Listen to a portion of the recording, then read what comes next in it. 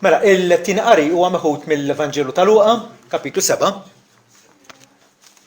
U se nibdew naqraw minn vers 36. Għandna storja hawnhekk kommoventi ħafna kif Ġesu ħafer il-waħda mara ta' triq mid-dimba isejħilha, però Ġesu ta' l-maħfra tiegħu. U wieħed mill-Fariżej xtaqu jiekol miegħu. U daħal fid-dar tal-Fariżew u qagħad mal-mejda. U ara. Mara li kienet fil-belt u li kienet mid-dimba malli għarfet li Ġesu kien qiegħed fuq il-mejda f'dar il-Fariżew, ġabet vażett tal-alabastru biż-żejt tal-fwieħa u għadet f'riġlejh warajh tibki. U bdiet ixxarrabhomlu riġlejh bid-dmugħ u messithomlu b'xar rasa. U biżitlu riġlejh u dilkithomlu biż-żejt tal-fwieħa. Issa meta ra dan il-Fariżew li stiednu qal fih innifsu tal-bniedem kieku kien profeta, kien ikun jaf min hi u x'inhi l-mara li qiegħda tmissu għax hi midimba. U Ġesu wieġeb bilqallu, x'mu, għandi xi ngħidlek. U qal Mallem, ejt. Ġesu qallu, kien wieħed li jislef il-flus li kellu żewġ midjunin. Wieħed kellu jagħtih 500 dinjer u l-ieħor 50. U meta ma kellhom xejn biex iħallsu, ħaffrilhom bil-qalb it-tnejn. Ejdli mela, min iħobbu l-aktar? Wieġeb Xmun qal naħseb li dak li ħafrillu l-iżjed. U qallu ħsibt sewwa. U dar l-mara u qal lil Xmun tara l-mara. Tħalt f'darek u ilma riġlejja ma tajtnix. Imma hi ħaslitli riġlejja bid-dmugħ u misħithom b'xar rasa. Bewsa ma tajtnix, iżda dil-mara minn xejn tħalt ma waqfitx tbus li riġlejja. Biż-żejt ma tliklix rasi. Imma dil-mara dilkitli riġlejja biż-żejt tal-fwieħa. Għalhekk ngħidlek dnubieta li huma ħafna huma maħfura għax ħabbet ħafna. Imma lil min ħafirru ftit dan ftit ħobb. U qalilha dnubietek maħfura. U dawk li kienu fuq il-mejda miegħu bdew jgħidu fihom nfushom min hu dan li jaħfer id-dnubiet ukoll. U qal lill-mara il-fidi tiegħek salvatek. Mur bislem. Amen. Sir Thomas Edison kien inventur tal-għaġeb. Kien hu li tagħna l-bozza, kull darba tafas is-switch. Grazzi għal Sir Thomas Edison. U meta inventa l-bozza wara tant esperimenti fil-privat tal-laboratorju tiegħu, mbagħad għamlulu konferenza stampa u kien hemm il-ġurnalisti u kien hemm ukoll il-kritiċi tiegħu. U wieħed minnhom ta' kesaħlu li kien għallu Sir Thomas Edison, għallu ma jidhirlekx illi qabel ma inventajt il-bozza fallejt għal 10,000 darba? Għallu iva. Għallu dawk l-10,000 falliment kienu 10,000 pass għas-suċċess tiegħi. U kultant il-ħajja tagħna hija hekk. Sensiela twila, sensiela interminabbli ta' disfatti, ta' telfiet, ta' qisna qegħdin naqdu nduru fil-vojt, mu qed jirnexxina nagħmlu xejn. Però Alla fl-imħabba tiegħu kapaċi jagħtina wkoll dik il-ġurnata imbagħad fejn ikonna s-suċċess mogħti lilna.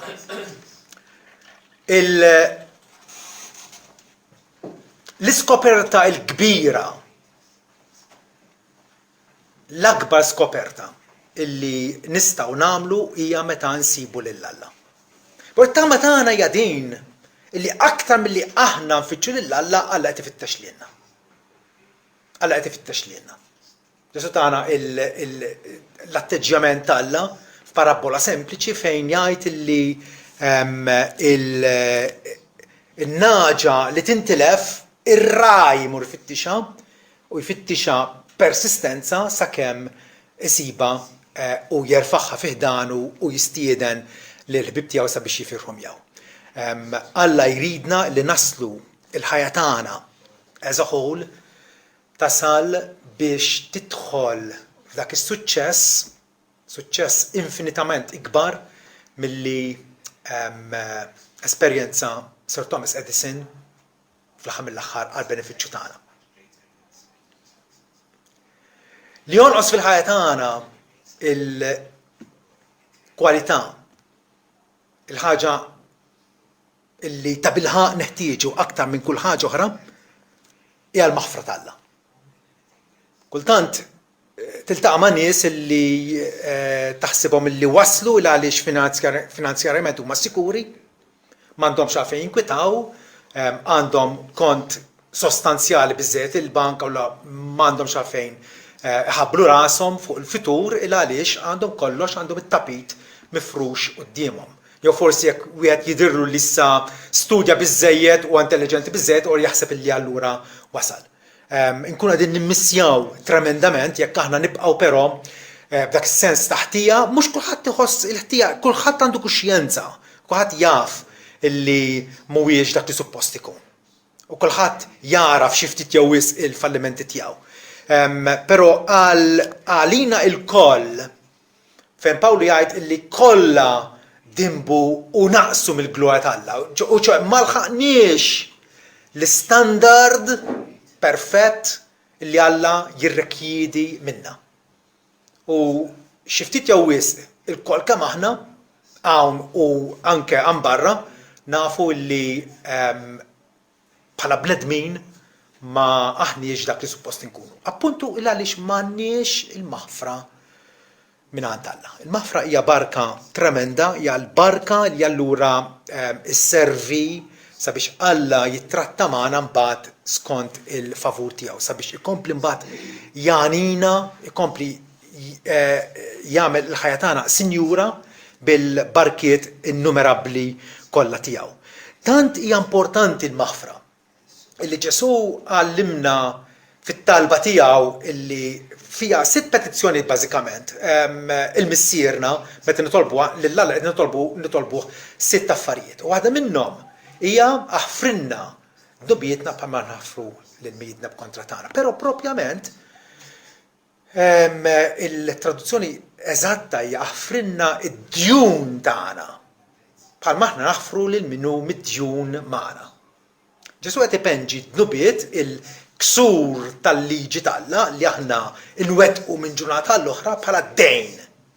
Bħala dejn allura li qiegħed jikber ta' kuljum. Jekk qatt m'għandikx il-maħfra mingħand Alla, dak id-dejn qiegħed jeħxien, qiegħed isir aktar u aktar gravi quddiem Alla. Però bil-maħfra mbagħad dak id-dejn ikun ikkanċellat għal kollox. Jekk għandek pereżempju invoice jew kont tajjeb li inti dovut li tħallas tajjeb sew kont żgħir jew kbir, meta il-kreditur jaqbad pinna ħamra u jingassah u jikteb fuq imħallas totalment, dak il-kont allura issa huwa eliminat. Il-ħtija tagħna allura bil-maħfra hija imneħħija. Fejn qabel konna taħt il-kundanna, issa allura la darba tħallas il-kastig dovut, allura id-dejn ikun ikkanċellat. U l-iskrittura titkellem b'diversi stampi biex tgħaddina dal-messaġġ kif Alla huwa dispost lejna biex jaħfrinna. Pereżempju l-Bibja tgħid li Alla ineħħi d-dnub tagħna jew jostor id-dnub tagħna jagħtih. Ħieni min ħtijietu maħfura u min dnubietu huwa mistur. Ħin il-bniedem lil mulej ma jgħodlu l-abdaħtija għal David illi kien jaf xi ġifieri l-maħfra mingħand Alla David. Kien jaf. U lil minu maħfur David isejjaħlu ħieni, imbierek.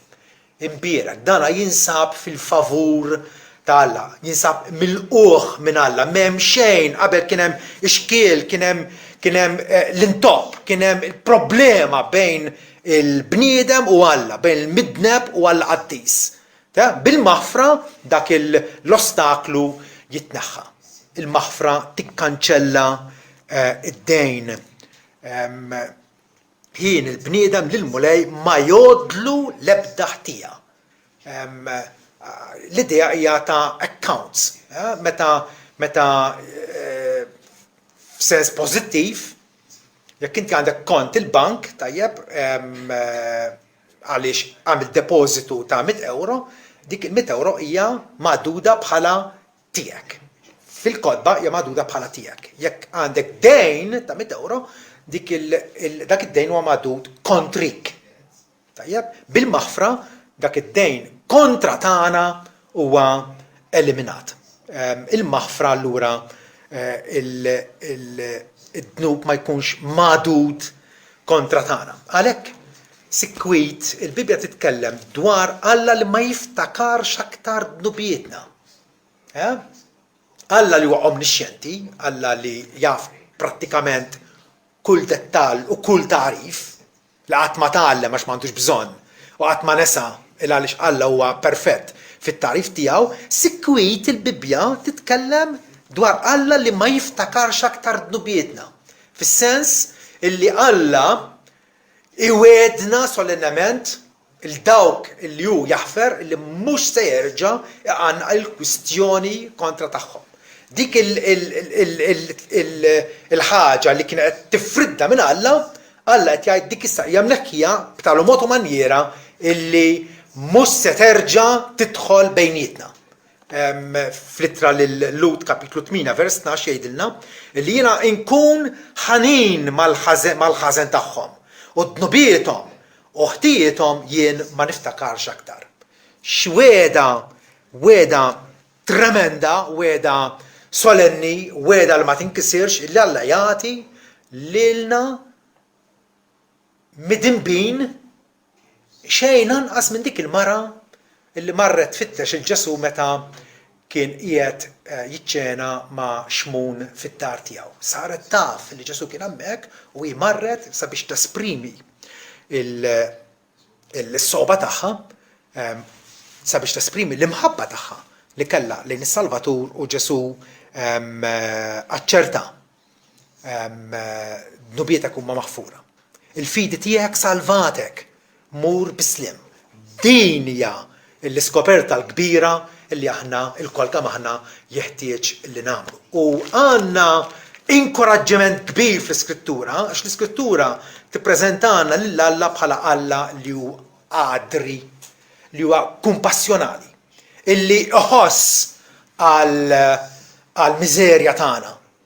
Aħna li ġibna ħsara fuq nfusna bid-diżubbidjenza vili tagħna, tajjeb, waqqajna l-ġebla fuq saqajna, għamilna d-denni li nfusna, apparti li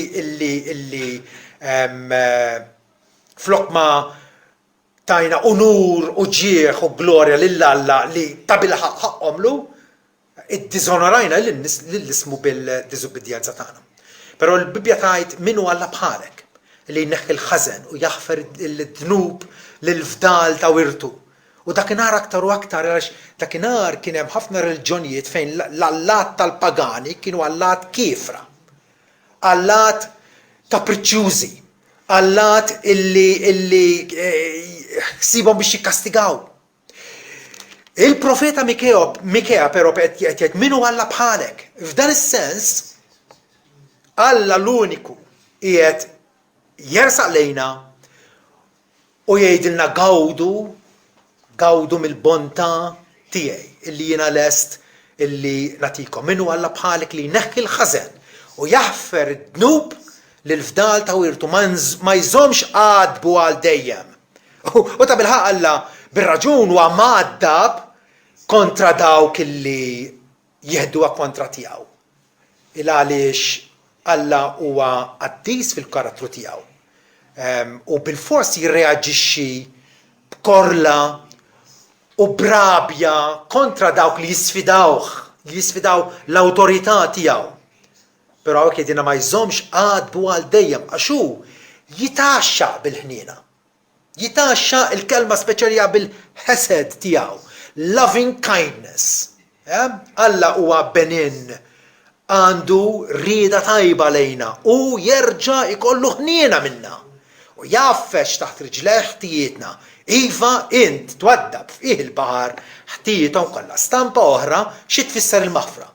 Isek għandek oġġett, għandek ġeblaħa u mort f'nofs l-oċean u adapta fil-baħar. Dik tereq u allura hemmhekk għall-inqas dak iż-żmien ma kien hemm ebda mod kif inti tista' terġa' tara dak l-oġġett ġvera.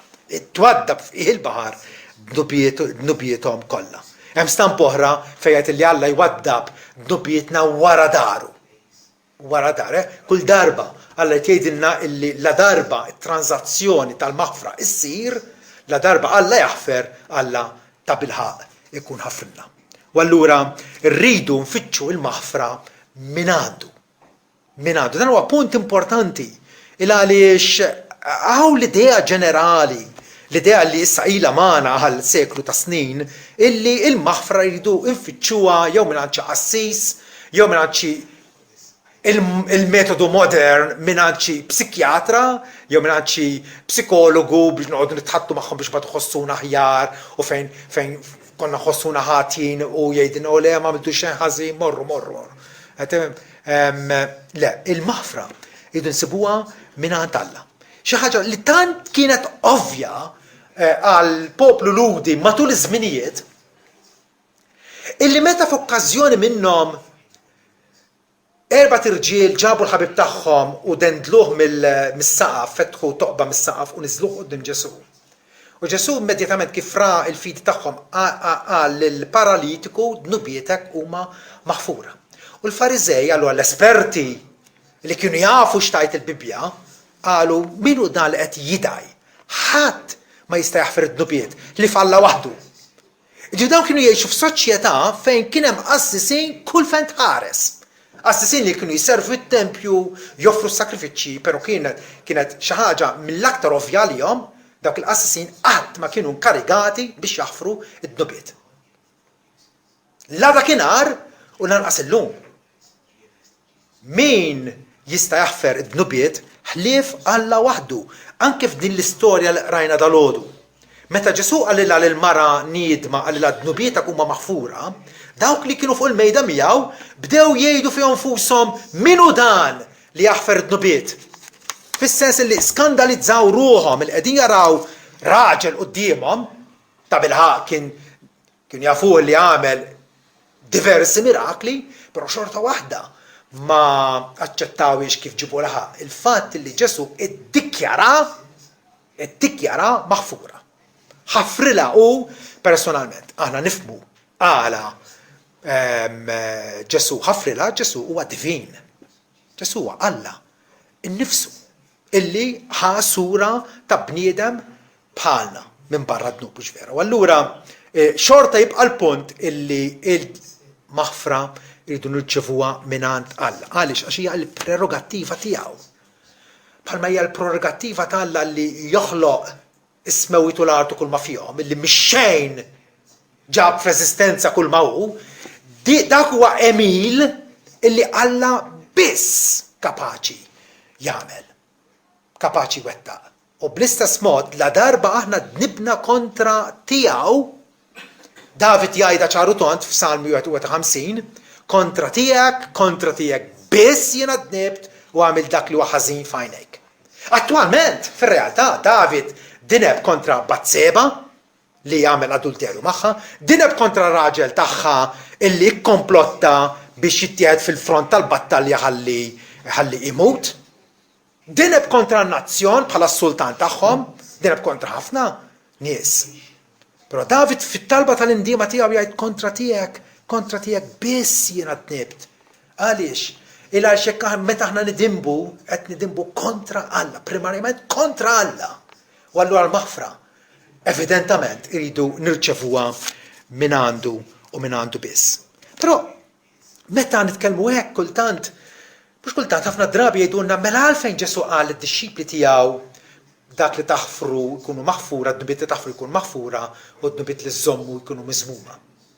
Bejna osservazzjoni sempliċi nagħmel hawnhekk.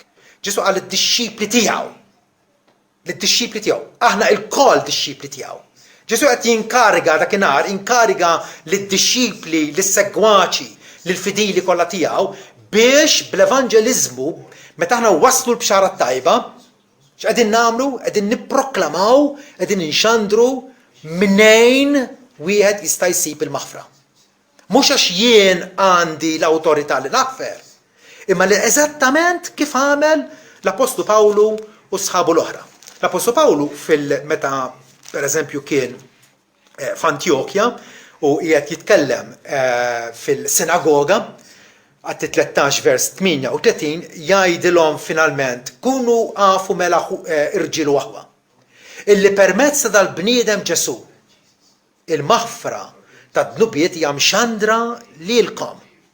U bih bis-saħħa tiegħu dawk kollha li jemmnu huma ġustifikati mill-ħwejjeġ kollha li minnhom ma stajtux tkunu ġustifikati bil-liġi ta' Mosè. Pawlu qed jgħidilhom isma' mhux billi tosservaw il-liġi b'daqshekk jaħafrilkom, imma billi intom tafdaw f'dan il-bniedem Ġesu. Il-maħfra tad-dnubiet hija imxandra lilkom. Pawlu qed jgħidilhom għand min jeħtieġ jirrikorru, għand min jeħtieġ imorru biex isibu l-maħfra. F'dak is-sens aħna Ġesu jinkarigana li din naħfru d-dnubiet. Mhux jien għandi l-qawwa, imma xi qed nidderieġi lil dak li jkun u qed nistiednu jmur fejn u għand min kapaċi ta' bilħaq jaħfirlu. Fatti fil-Vanġel oħra jgħidilna li Ġesu bat lill-dixxipli tiegħu morru fid-dinja kollha u xandu l-Evanġelju u l-kull maħluq. Min jemmen u jitgħamet ikun salvat, min ma jemmenx ikun ikkundannat. Tgħidulha mela llum il-ġurnat kif ir-realtà li tant popolari li n-nies imorru għand assis, għand saċerdot fil-konfessjonarju biex id-dnubiet li jiftakru jgħiduhomlu biex imbagħad bil-formula antika jgħidulhom ego absolvo te, jien naħfirlek. Veri kompli fl-isem tal-missier u tal-iben. Però il-klejm hija li l-qassis hemmhekk qed jagħmilha ta' mħallef fuqek u qed jippronunzja mbagħad il-maħfra tiegħu inkarigat ovvjament minn Ġesu. Però l-argument ma jreġix. Għaliex anke il-Knisja Kattolika tammetti liberament illi dan l-arranġament kif nafu illum beda ħafna sekli wara l-Apostli. Infatti jekk taqra l-Katekizmu tal-Knisja Kattolika dak li tipoħxon bil-qoxra safra. Paragrafu 1447 jgħidilna illi il-qrar kif nafu illum beda jifforma, beda jevolvi b'tal-mod manier li ġieb bil-konfessjoni kollox mis-seklu 7 il-qudiem. Immaġinaw, il-kellem jgħaddu 7 sekli qabel ma mbagħad tiddieħla l-idea li tmur għand xi ħadd biex dak xi ħadd jaħfirlek. Le, il-prattika tal-Apostli kienet mill-bidunet li huma jxandru l-Evanġelju. U dawk li jirċievu l-Evanġelju, jemmnu l-Evanġelju, iva, imbagħad hemmhekk ngħidulhom dnubietkom huma maħfura, mhux għax qed naħfirlu jien imma għax resaq lejn Alla bil-mod kif Alla jiddomanda minna. Mela il-maħfra l-ewwa hija qatt tal-grazzja ħielsa tal-Alla. Alla mhuwiex obbligat jaħfrilna, però Alla iwiegħed illi dawk li jmorru għandu ta' bilħaq ikunu maħfura. Ikollok ħnina minni u Alla jgħidlu David, skont it-tjieba tiegħek, skont il-kobor ta' ħnina tiegħek, naddaf li ħtijieti. David qed jappella mhux għax issa għamel xi tpattija jew għamel xi tewba jew xi qatt reparatorju, qed jibbilanċja l-ħażen tiegħu bit-tajjeb tiegħu, le. Ikollok ħnina minni u Alla skont it-tjieba tiegħek. David qed jappella għal ħnina ta' Alla ħsilni kollni mill-ħażen tiegħi u naddafni minn dnubi. Ekku Alla dejjem jenfasizza il-fatt illi hu jaħfer għax hekk jogħġbu jagħmel. Alla huwa mħabba. U l-mħabba tiegħu primarjament jesprimija magħna individwalment billi jagħtina l-maħfra. Iżajja 43 vers 25 jgħidilna. Jien li nħassar ħtijietek minħabba fija u ma niftakarx dnubietek. Alla iħassarhom. Stampa sempliċi fejn għandek il-tifel fuq il-bank tal-iskola li żbalja ġab is-somma ħażina qbad il-gomma u ħassar fejn qabel kienet tidher il-kitba issa m'għadix tidher. Alla iħassar ħtijietna minħabba fih għal ġieħ ta' ismu. Falla grazzjuż allura, falla ħanin insibu is-sors tal-maħfra tagħna. L-apostli għandhom bażikament l-istess messaġġ fejn jitrejsjaw il-maħfra tagħna mingħand Alla nnifsu. Fih fi Kristu għandna il-maħfra permezz ta' demmu jgħidilna Pawlu fl-Efesi. Il-maħfra ta' dnubiet skont il-għana tal-grazzja tiegħu li minna fawwar fuqna b'kull erf u prudenza. Alla ifawwarna bil-ħnina tiegħu. Imma nistaqsi, xi wassal lill-Alla biex jaħfer? Għaliex? X'immotiva lill-Alla biex jaħfer? U tweġiba naħseb jiena hawnhekk waħda sempliċi. It-tpattija ta' Sidna Ġesu Kristu fuq is-salib.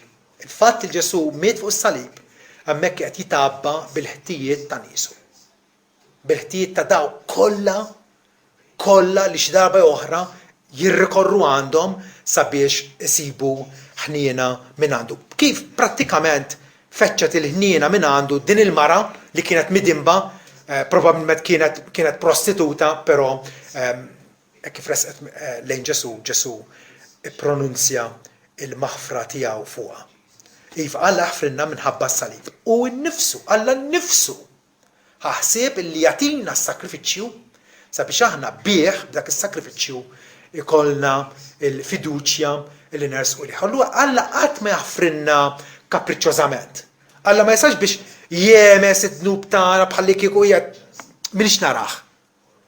Jew bħalli kieku ma ġara xejn daqshekk. Le, il-ġustizzja tal-Alla tkun onorata. Il-dusija tal-Alla trid tkun manifesta xorta waħda. U allura Alla huwa fidil u ġust biex jaħfrinna dnubietna u jnaddafna minn kull ħaża. Għaliex? Huwa fidil għax hekk wiegħed. Illek aħna morru għandu niedma u jaħfrinna, imma wkoll huwa ġust. Għaliex? Alla ħafirli għaliex fuq il-Kalvarju il-ħaruf talla li miet meħħabba dnubieti. U allura skonta d-dejn hekk li d-dejn tiegħi illum huwa kkanċellat darba għal dejjem. Il-maħfra mela taslinna permezz tal-medjatur Ġesu. Permezz tal-medjatur. Permezz ta' dak li daħal bejna u bejn Alla sabiex iqarrabna flimkien, sabiex jirrikonċiljana flimkien, huwa l-qassis maħtur. Il-qassis li Alla appunta sabiex bih aħna nirċievu l-maħfra la darba aħna nirrikorru għand Alla permezz tiegħu. ċertu nies jaħsbu li jistgħu jersqu li Alla weħidhom. Hija l-ikbar arroganza u l-ikbar gburija li jien bħala midneb nista' nimmaġina li nersaq quddiem għall-ħaddis kif jien. Alla fih nientu u skont il-ġustizzja tiegħu provdilna medjatur. Ġesu iva għandna l-konfidenza. Litra l-Lut tgħidilna kapitlu 7 vers 27. Dal-bniedem Ġesu għax jibqa' dejjem Ġesu la darba huwa irxuxtat mill-mewt, il-ħajja tiegħu issa hija interminabbli, hija għall-eternità, hawnhekk qed jgħid għax jibqa' dejjem għandu saċerdozju li ma jista' jgħaddi għand ħadd. Ftit ilu għattilkom illi mhux bis-saċerdot irċievu l-maħfra, però ħanikkorreġiha daqsxejn, bis-saċerdot irċievu l-maħfra. Da saċerdot huwa Ġesu Kristu. Okay? Permezz tiegħu għandu saċerdozju li ma jista' jgħaddi għand ħadd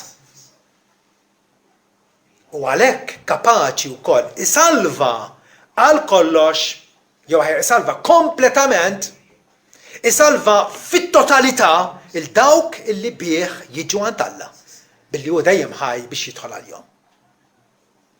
Isalva għal kollox il-dawk li bih importanti li bih jersqu għand Alla. Ġwan jgħidilna min jemmen fl-iben għandu l-ħajja ta' dejjem min ma jemminx bl-iben il-għada b'Alla jibqa' fuq. Dan huwa l-metodu ta' Alla. U allura ma jistax ikun li jiena jidhirli li nista' nagħżel metodu tiegħi. Kajjien hekk għamel. Derlu li jista' jagħmel bil-metodu tiegħu, offra meta Alla kien diġà qalilhom il-mod aċċettabbli kif jersqu lejh bis-sakrifiċċju tad-demm. Illi ovvjament da kollu huwa mbagħad imwettaq fil-sakrifiċċju suprem ta' Sidna Ġesu Kristu. Ġesu konvinċiena diġà li għandu l-awtorità, għandu l-jett illi jaħfer tnubiet. Dak il-paralitiku mniżżel qudiemu Ġesu għallu ibni dnubietek maħfura. Il-dilmara li marret għandu għalila l-istess ħaġa, il-fidi tiegħek salvatek, mu bisliem, dnubietek huma maħfura. Il-Zakkew illi laqgħu fid-dar tiegħu, Zakkew mbagħad niedem għallu nofs ġid inti l-foqra, jekk sraqti xi ħadd irroddu 4 darbiet. Ġesu għaraf dik l-indiema tiegħu, indiema li waslitu biex jibdel ħajtu. Ġesu qal illum ukoll daħlet is-salvazzjoni f'din id-dar għax dan ukoll huwa wild Abraham. Ġesu naraw jaħfer, però l-aqwa prova li għandna li hu ta' bilħaq jaħfer u kapaċi jaħfer huwa il-fatt illi Alla l-Missier għajmu minn bejn l-imwiet. Għajmu minn bejn l-imwiet. Tgħidli ma rajtux u minn bejn l-imwiet, ma kontx hemm dakinhar, Alla qed jitolbok fuq il-veraċità tiegħu stess, fuq il-fatt li Alla impossibbli li jikdeb qed jgħidlek biex bil-fidi temmen ir-rekordju miktub tiegħu. Kapaċi nagħmluha? M'għandniex kapaċi. Weħedna m'għandniex kapaċi. Weħedna m'għandniex kapaċi. Weħedna nġibu 1000 skuża biex ma nilqgħux ix-xhieda tas-Skrittura. Però meta l-Ispiritu Santu mibgħut propjament biex jikkonvinċi lill-midneb illi ta' bilħaq la darba Alla tkellem, ekku meta Ġwanni jikteb lill-Knisja għalilhom qed niktbilkom u li żgħar għax dnubietkom huma maħfura minħabba ismu. Alla kemm il-darba iridna naċċertaw ruħna illi ta' bilħaq għandna l-maħfra. La darba aħna qed morru għandu mhux weħedna, mhux erja, imma bil-merti ta' ibnu Sidna Ġesu Kristu. U l-maħfra jetina l-aħwa hija maħfra stabbli. Maħfra li ma titteħiġ lura. Maħfra qotja irreversibbli. Alla jaħfer u dawk li jaħfrilhom jibqgħu maħfura għaż-żmien u l-eternità. Waqqas hija maħfra parzjali. Ħafna nies jaħsbu, jien hekk kont taħseb ukoll, illi nirċievi l-maħfra bħal meta inti tħallas il-kera tad-dar kull xahar jew kull 6 xhur u titħallas il-kera. Altrimenti jiġi sit il-kera u jqalftek il-barra mid-dar. U sakemm inti qed tħallas il-kera allura tibqa' fid-dar. Il-maħfa talla biex hekk. Il-maħfa talla lajja parzjali u laqas hija inkompluta. Meta ħfrinna totalment. Tagħmel sens kieku Alla jaħfer nofs id-dnubiet tiegħi? Għamiex komfort għandi kieku jaħfer nofs id-dnubiet tiegħi. Jekk ħammut xorta ħankun kondannat fl-infern, vera? Għax hemm qar dnub wieħed, u mhix nesaġera, hemm qar dnub wieħed ċkejken u biżżejjed biex nkun kondannat l-infern. Għaliex Ġesu jgħid tkunu mel intom perfetti. Bħalma missiekom fis-smewtu perfett. Fil-ġenna ma jidħol xejn li jħammeġ. Jekk ma nkunx mlibsa bil-perfezzjoni ta' Kristu, ma nebda dritt għal-ġenna. Il-maħfra t'Alla hija kompluta, hija ċerta, qatt mija dubjuża. Jekk imqar David fit-Testament il-Qadim jiċċelebra l-maħfra t'Alla. Wieħed mill-isbaħ salmi li kiteb Salm 103. Bierek il-mulej ruħ tiegħi, kull mawġu fija ħajbierek li semem qaddes tiegħu. Bierek il-mulej ruħ tiegħi u la tinsiex il-benefiċċji kollha tiegħu. Għandna bniedem hawnhekk eċċitat. Bniedem li jaf kemm huwa Sinjur, illi jaf x'irċieva mingħand Alla u jibda jagħmel lista sħiħa, is-salm kollu għal lista sħiħa ta' benefiċċji ta' barkiet li rċieva mingħand Alla. U x'inhu l-ewwel wieħed? L-ewwel wieħed u li jaħfer dnubietek kollha. David kien jaf minkejja l-fatt li kellu saqaħ tat-tafal bħalna l-koll. David hawnhekk kien assigurat mill-maħfra sħiħa ta' Alla. L-istess David illi kiteb Salm 32. Ħin il-bniedem, ħin min ħtijietu maħfura minn dnubu u mistur. Qed jirreferi għal nifsu. Tista' tgħid illum illi int dak il-bniedem imbierek minn Alla, imbierek għax irċivejt il-maħfra tiegħu? U maħfra sħiħa. Maħfra sħiħa skont il-ġenerożità, skont l-għana tal-grazzja ta' Alla. Araw kif l-Iskrittura titkellem b'vuċi waħda fit-Testament il-Qadim, fil-Ġdid, Kolossin 2 vers 13 Pawlu jgħidilna illi lilkom, qed jikteb il-insar hawnhekk lilkom billi kontu mejtin fid-dnubietkom għax id-dnub joqtolna jisseparana minn Alla, intom li kontu mejtin fid-dnubietkom, Alla tagħkom il-ħajja flimkien ma' Kristu u ħafrilkom id-dnubiet kollha. Għal darb'oħra, Alla jassigurana illi il-kont tagħna huwa totalment maħrub bħal meta battu xħittu fil-ħuġġiġa tan-nar dak il-kont li darba kien jeżisti, issa m'għadux jeżisti. Huwa trattat darba għal dejjem. U allura jitu nsaqsu, min jippossedija din il-maħfra ta' Alla? Min ta' bilħaq għandu din il-maħfra ta' Alla? Nistgħu nfittxu għal xi sinjal fuq moħħhom jew kif ħankun naf jien personalment illi għandi l-maħfra minn għand Alla. Il-għaliex ta' bilħaq dan huwa li għandna bżonn mhux vera. Jekk aħna onesti ma' nafusna nafu kemm aħna ħatjin.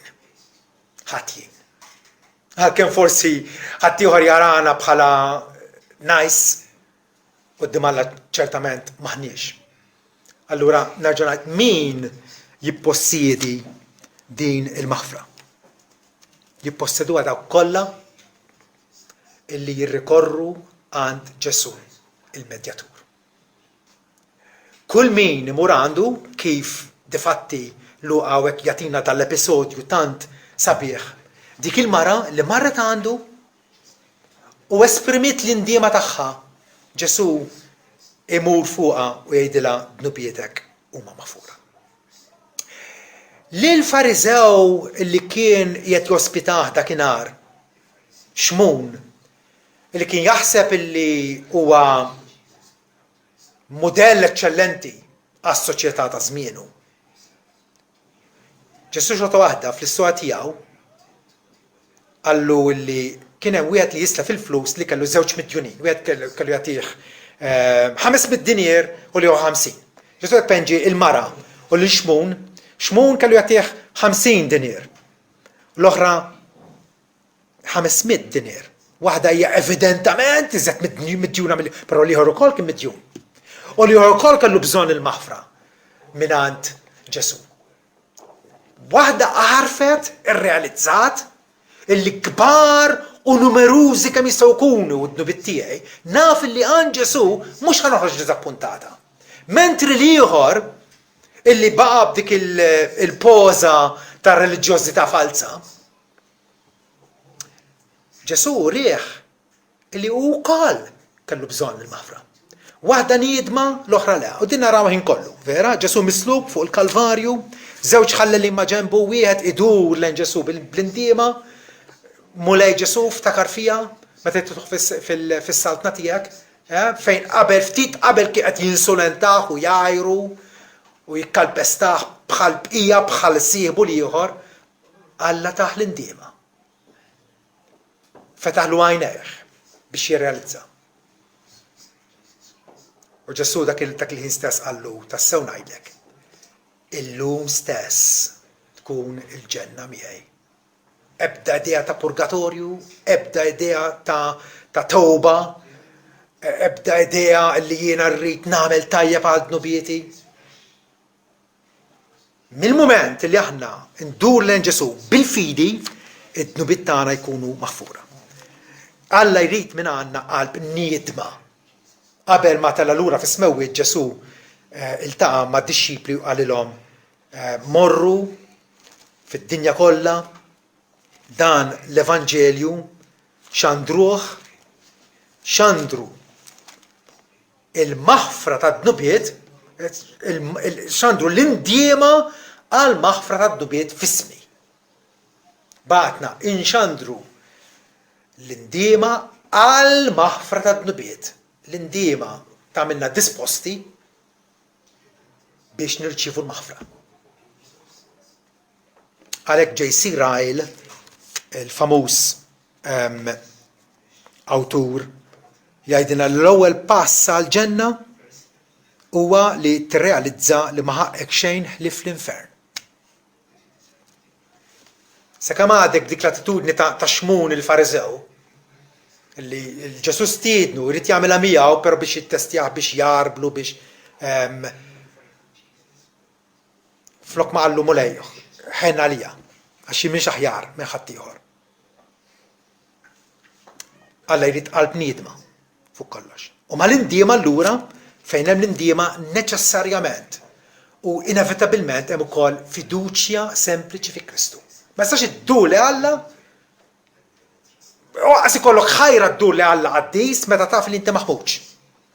Imma jekk inti għandek fiduċja fih, illi Alla ħajżomm kelmtu u Alla jonora l-weda tiegħu, hemmhekk iva.